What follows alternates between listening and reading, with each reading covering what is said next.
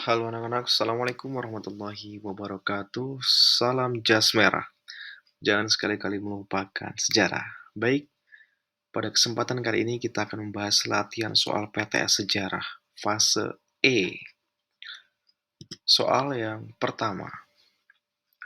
Sejarah adalah gambaran masa lalu manusia dan lingkungan sekitarnya sebagai makhluk sosial yang disusun secara ilmiah dan lengkap. Sejarah di dalamnya meliputi urutan fakta, masa tersebut dengan tafsiran dan penjelasan yang memberikan pengertian pemahaman tentang suatu yang telah berlalu. Pernyataan tersebut merupakan pengertian sejarah menurut kira-kira menurut siapa? Apakah Muhyamin, Kuntowijoyo, Sartono Kartodirjo, Herodotus, atau Ruslan Abdul Ghani? Kita lihat di sini ya, kata-kata intinya adalah secara ilmiah dan lengkap. Jika ada kata-kata secara ilmiah dan lengkap, secara otomatis jawabannya adalah C. Ya, Sartono Kartodirjo. Oke, soal selanjutnya. Perhatikan gambar berikut.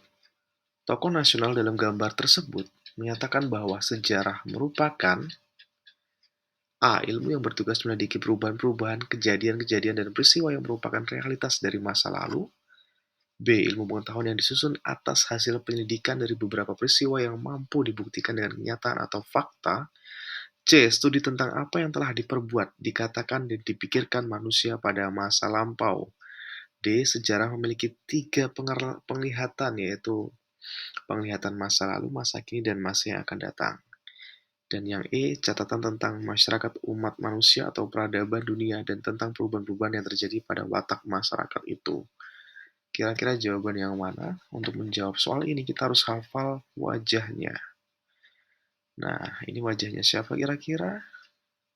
Ya, ini adalah wajahnya Ruslan Abdul Ghani.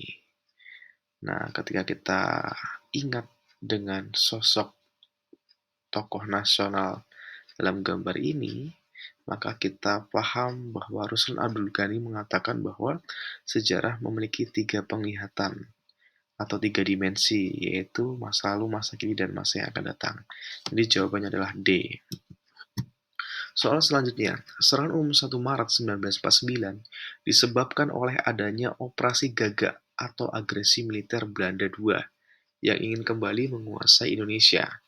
Nah, dari pernyataan tersebut dapat disimpulkan bahwa sejarah bersifat A. Kontinuitas, B. Anakronis, C. Kausalitas, D. Unik, E. Logis. Kira-kira yang mana? Baik, jawabannya adalah C. Kausalitas atau hubungan sebab akibat gitu ya.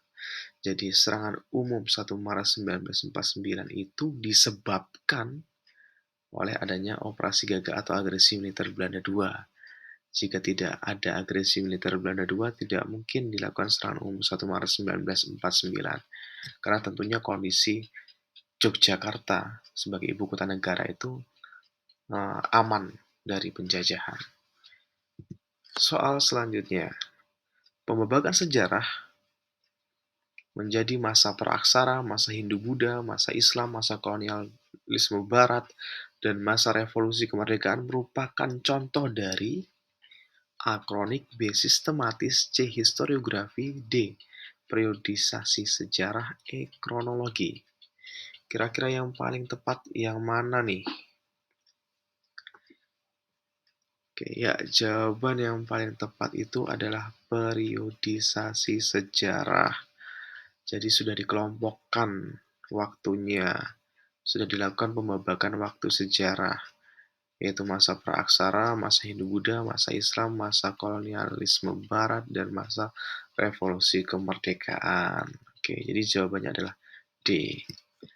Soal selanjutnya, peristiwa sejarah dapat mengilhami jiwa kepahlawanan seseorang.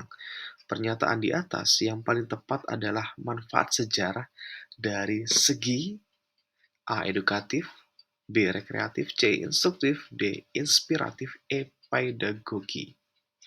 Kira-kira mana nih yang paling tepat?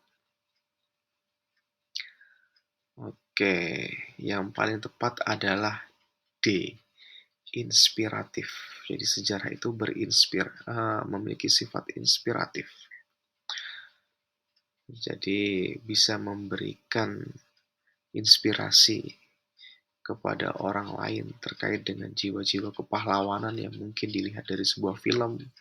Contohnya film Soekarno, film Jenderal Sudirman, sehingga orang yang melihat film tersebut termotivasi, terinspirasi untuk memiliki jiwa kepahlawan seperti tokoh-tokoh tersebut.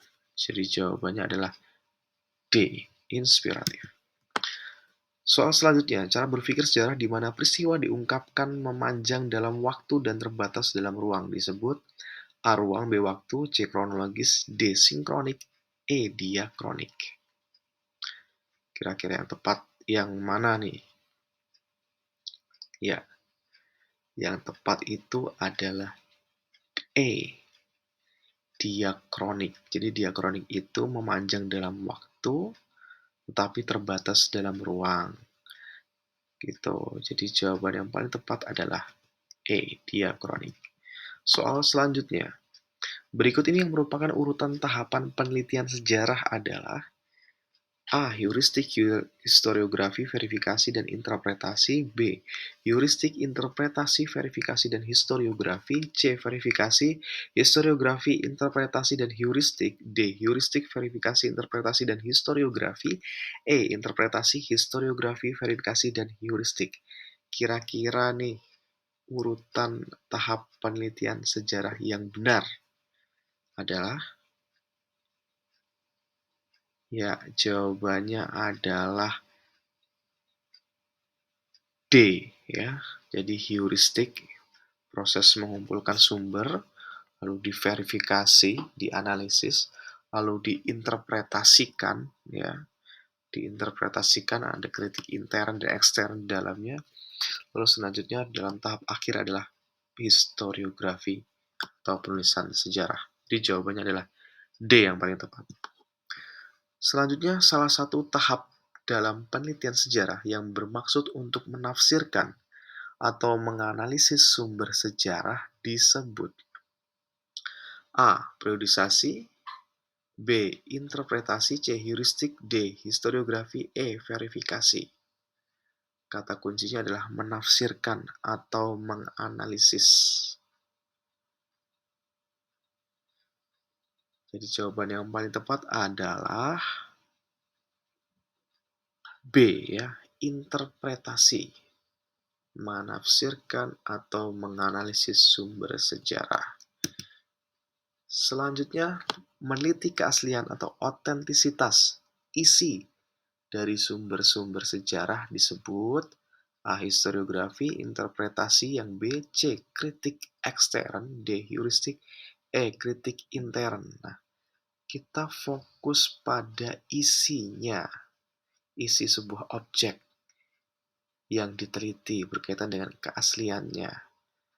Nah, ketika pertanyaannya itu adalah fokus pada isi dari sumber sejarah, maka jawaban yang paling tepat itu adalah kritik intern ya, yang dari dalam berkaitan dengan isi kebenaran dari sebuah objek sejarah.